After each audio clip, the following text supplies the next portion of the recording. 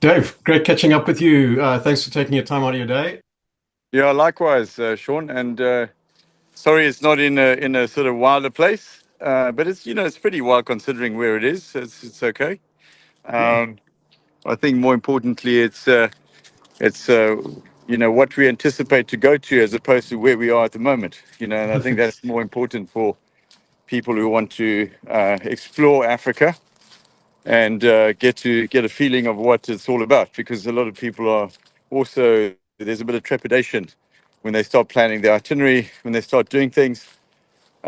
Is always a bit of a problem because it's the great unknown in some respects. You see a lot on YouTube, you see lots of things going on, but you don't really truly know until you hit the ground. Uh, Absolutely. More But I think importantly. also that's quite a lot of the fun of it is the planning, the anticipation, but then also dealing with people who know what they're doing and making sure that when you hit the ground there, it is going to be safe and it's going to be dealt with. Sometimes with those little moments that just make the trip, and that's where the memories start getting built.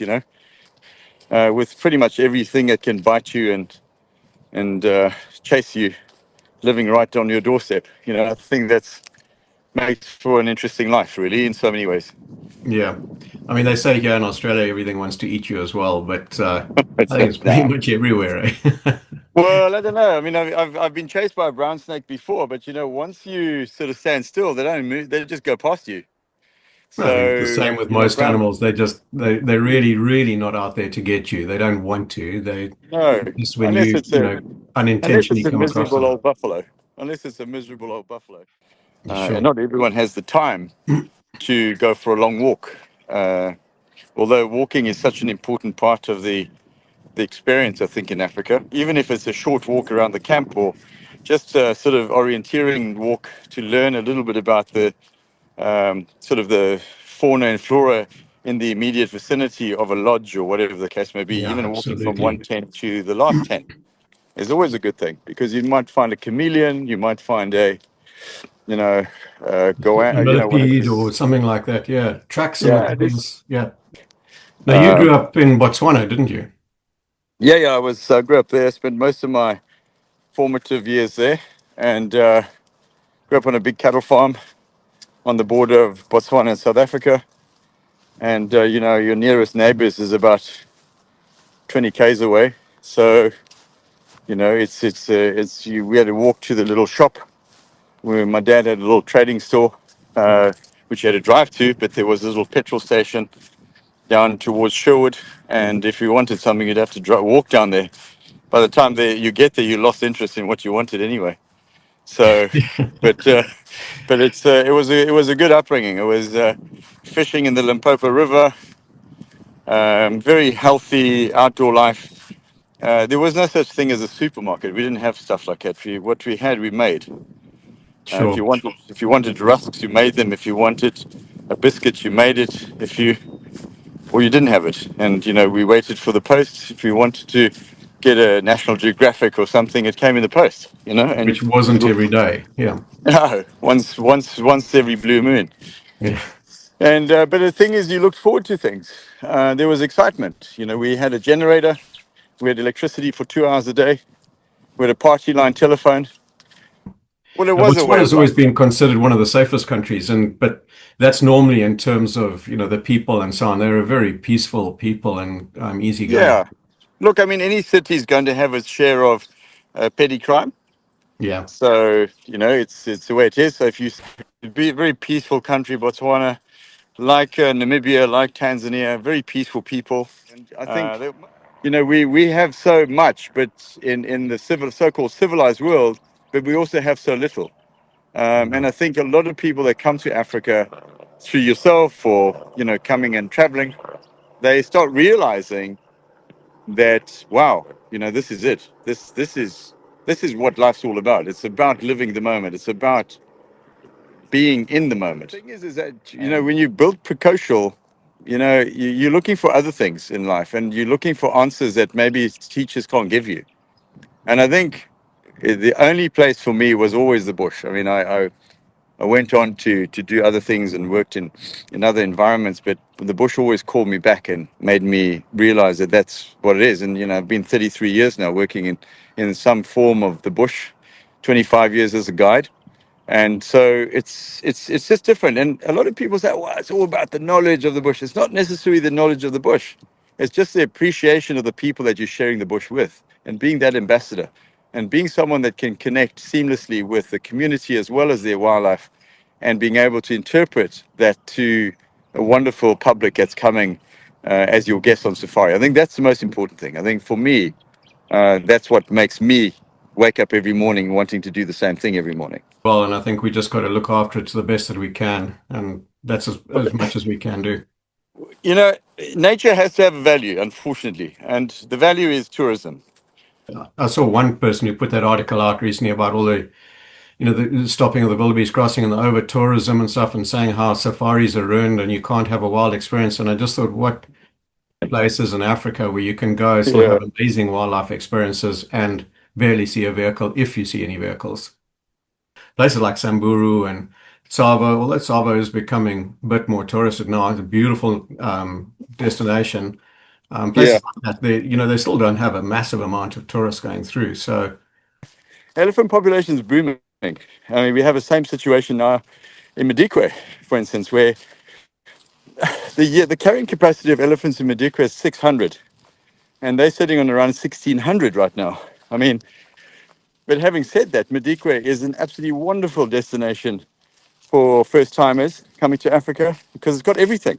You know, you've got the desert species like oryx, springbok, you've got black rhino, you've got a huge population of rhino, elephant, lots of leopard, lion, hyena, brown hyena. It's got everything, you know. So it's a wonderful introduction to Africa. The places where Mark and Delia Owens wrote the book, The Cry of the Kalahari, and also going up into the north in the Panhandle where the permanent waters are. Absolutely fantastic for bird watchers, you know. and what a contrast as well. I mean, between that central Kalahari and the Yeah. Panhandle, it's just massive And right contrast. and right next to that area, you got the Tudela Hills, which is one of the most incredible petroglyphs in southern Africa. You know, it is a massive and it's a holy place. It's a special place for bushmen, for tribal sand hunter gatherers. From if you go into the Mamagua and Mapungubwe, which is on both sides of the Limpopo River, and it is a very rich area, and Schroeder, which is the most famous, which is where they found most of the artifacts that were uncovered for the greater Mapungubwe area, where they found the golden scepter, the chalice, and the rhino, which were just a few things that were rescued. So there's still a lot to be learned about every single element and every single area in Africa. We are just literally scratching the surface of what's out there. I mean, you know, I find people that like fascinating. I Felix. think there's so much out there that we have got no idea about, and probably will Yeah, never know either. A lot of it is just surmising as to what the history was and what happened, and the exactly. I mean, demise of these civilizations as well. It's yeah, but I mean, you know, you must remember like Benin City. Benin City had electricity, had running water, had drainage way before London had, you know, and Benin City was wiped out by the British. You know, it's gone. There's nothing left of it because they were scared. I mean, even when that Italian guy came to the pyramids of Meroe in Sudan and he started destroying them because everyone now thought the pyramids were flat at the top, but it wasn't. The guy had exhumed everything, stole everything, took it back to Italy, showed everyone all this beautiful gold, and they laughed at him. They said, "It's impossible that you could find this work in Africa," and absolutely not the case. I mean, it's all there, you know. And I yeah. mean, even walking on the beaches of Kilwa in low tide, you pick up beautiful um, everything from Mallorca to Ming porcelain that was traded with these sultans that had built empires out of the gold from Zimbabwe, the Zimba people. They were transporting gold in porcupine quills, you know, and sealed off with the wax of honeybees, you know, and transporting them to the coast. You know, new species in the Udzungwas coming up all the time. You know, people are finding new species in that forest region all the time, you know. A That new I find monkey was amazing. And some of recently. those new species that are coming up are not exactly small individuals either. There's No, new primates, there's new trees, which are massive correct. trees, which are being found. There's Yeah, all sorts which is being found there, which is and in this day and age, to find new species is quite impressive. A modern day explorer like Rod Cassidy, who lives down in Central African Republic, Yeah, yeah. forging his way through against all odds, dealing with, um, tyrants and wars and all sorts of things. And he's right in the thick of it. But he's so passionate with his wife, Tamar, that they're there. They're doing it. They're doing their thing. That's what I love about our humanity that protect and are custodians of Africa, our guides, our managers, our staff, our owners that are passionate. And they know that they could probably make more money on Bitcoin, but they invest heavily into this world. And they keep doing that. And it's only because they have this deep love and affection for the people and the wildlife and general staff that work in the background, cooking up a storm in the middle of nowhere in an old ammunition box or an old trunk made out of metal. They're making bread, or a termite mound that they've dug out and turned it into a pizza oven. It's just, that's It what I is love about fantastic what they Africa. can produce out of those. I know we've got all this amazing technology where we can keep things at an exact temperature and Yeah, distribution of heat and everything like that, and yeah, they're producing even better flavored stuff out in it, as you say, an old termite 100%. mound or something.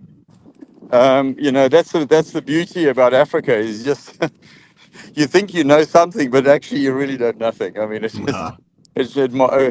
I'm up now in Ethiopia, up in Gambela, and then up in Bale Mountains, documenting wolves, doing a lot of walking actually in Gambela. And then from there, I'm off to the Taita Hills, and we're going to be doing a bit of metal detecting there, looking for artifacts, and doing some film work at the old Taita Hills Lodge, and In also Kenya. Salt Lick, which is one of the best places to see elephant in Kenya. It's absolutely brilliant, and it's very close to the Taveta, to the border to Tanzania as well. So you're getting a lot of interesting species. You've also got Voi is one of the areas where you still used to have the hirula, one of the rarest antelope species in the world. Yeah, Tinu is an interesting man. He's a wonderful character. He's a great friend, someone I've known for a very long time. And I actually donated the original maps of the Uganda railways to his museum in Ginger. All right. He's got a little museum at his lodge in Ginger, and I donated the original maps of the original plan to create this massive railway line right across Africa. And had the original maps, and I thought, okay, well, look, this would be more suitable to have it in your museum than I have it with me. So Yeah, it's that's a big difference. So many people have taken stuff out and they keep it at home and nobody ever gets to see it. And I think having a museum is so important. It's having the dogged mindedness and the single mindedness to do something significant to perpetuate the history of Africa and keep the enthusiasm and the passion flowing. Yeah, There's not many people that are truly passionate about Africa. They say they love it, but do they really? They go to Africa, they see it from a distance, but they don't immerse themselves. And that's why I always say to guests coming on safari, get your feet on the ground in a village, walk around, talk to people, sit down. Just don't even talk. Sit down, blend, be part of the landscape. Don't stand there with your cameras, put your cameras away and just drink it all in. yeah, Drink it all in because it's all there for you. And it's wonderful. I mean, I remember I was just out to Ramotswa the other day to follow in the footsteps of the man who wrote the #1 ladies detective agency in Botswana. yeah, And I was wandering around, knocking on doors, chatting to people, old ladies. "Oh, man, oh, ring, man, eh." And it was great. And they realize you speak Tswana, and they welcome you in. They make you tea, super sweet, full of milk to show that they've got money to buy milk. And it's a wonderful thing. yeah, You know, yeah. No, those experiences are just irreplaceable.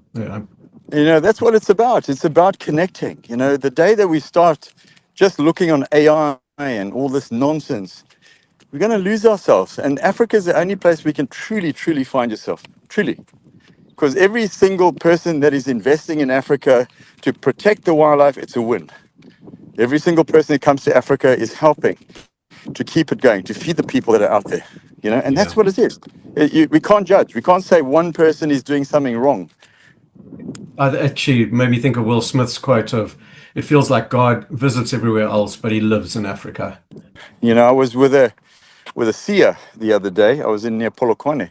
I was up in the mountains there, and a friend of mine, Cornelius, he is a gardener at one of the city lodges, and He invited me to meet his grandmother, who's an incredibly deep woman, and we spent hours and hours till late at night. Yes, people call them witch doctors or whatever. These people have such a deep connection with everything, you know, because they don't have the distractions that we have. They don't have social media. They don't have a phone that's going to beep them every 5 minutes to tell them what to do. They just live. They live for the moment. They live for the now. And they just have that in-depth knowledge, the depth that's is just incredible. Yeah. And I think, every single day I'm humbled by being able to connect with these incredible people, this incredible humanity that's there. And that's what keeps me going.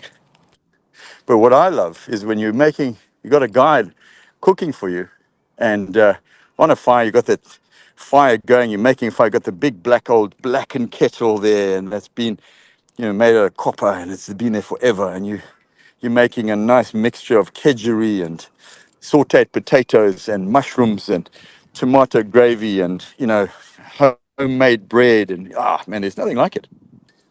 Having some of those days where you're just literally in the middle of nowhere, you've got a bedroll, got a spinifex cot, and you can sleep in maybe a mosquito net over your head, sitting next to somewhere in a beautiful, you wake up in the morning and you got an ostrich running past you, you're on the Makadikadi Flats or something. I mean, Sure. Yeah. this is what it's about.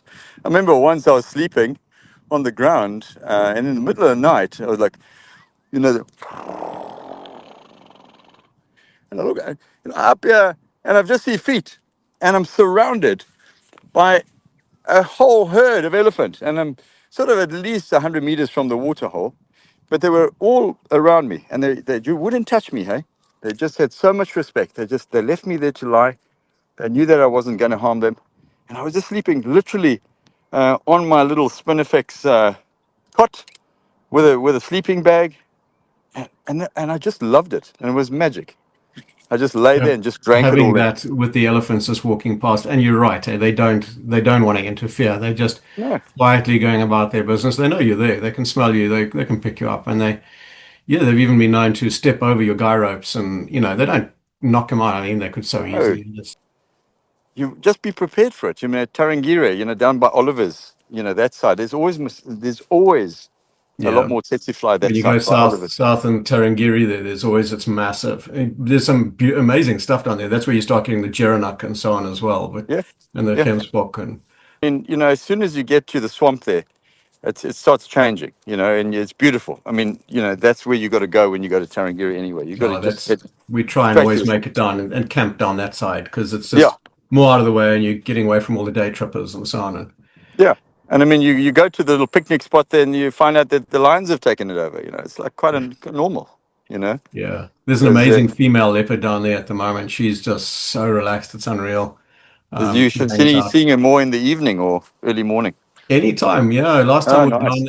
there morning, Mm, but she just hangs out there, and it's just a matter of spending a bit of time combing, generally combing the trees and find her. yeah. We had her 10 o'clock, 11 o'clock in the morning, actually stalking past the vehicle, Mm. going for a rebuck on the edge of the swamp. And once I was up just driving in from the WMA, coming from the sort of Elawana Namali side, coming through the WMA into Tarangire. And on the right hand side was this huge big euphorbia. And it just looked like nothing. But there in that euphorbia was a leopard, you know? And it looked Yeah, like nothing. It's a tiny little, tiny thing. I mean, euphorbia is like this, and the leopard's like that. yeah. You have so many Incredible. questions. How? Why? Yeah. Yeah. Yeah. Why? But leopards are cats, and they're curious and Yeah. they're playful. And it's, when you got time to spend with them, especially like when you're in Zambia, there's a huge and Mashatu, fantastic leopard populations in these areas. Zambia probably say more, especially Luangwa. Yes. Yeah. And I always recommend people just spend more time in one area. Don't try and sort of do everything. Block it off. At least 3 to 4 nights in a place because you really get to know it. Yeah. Especially like Jack's Camp and Sand Camp in central Kalahari in the Makadikadi area. Makadikadi is amazing sort of around about April, May, when you start getting the migration coming through, the zebra migration. I mean, it's just something phenomenal coming into the Bateti River, and you've got the zebras calling, you've got lions just feasting. It's just incredible, what's going on there. Excellent. No, great. Well, listen, you take care, and Yeah, we'll catch up soon. All right, yeah, Sean. absolutely. Thanks, Dave. Okay. Take care. Okay, cheers. Bye. Bye. Bye.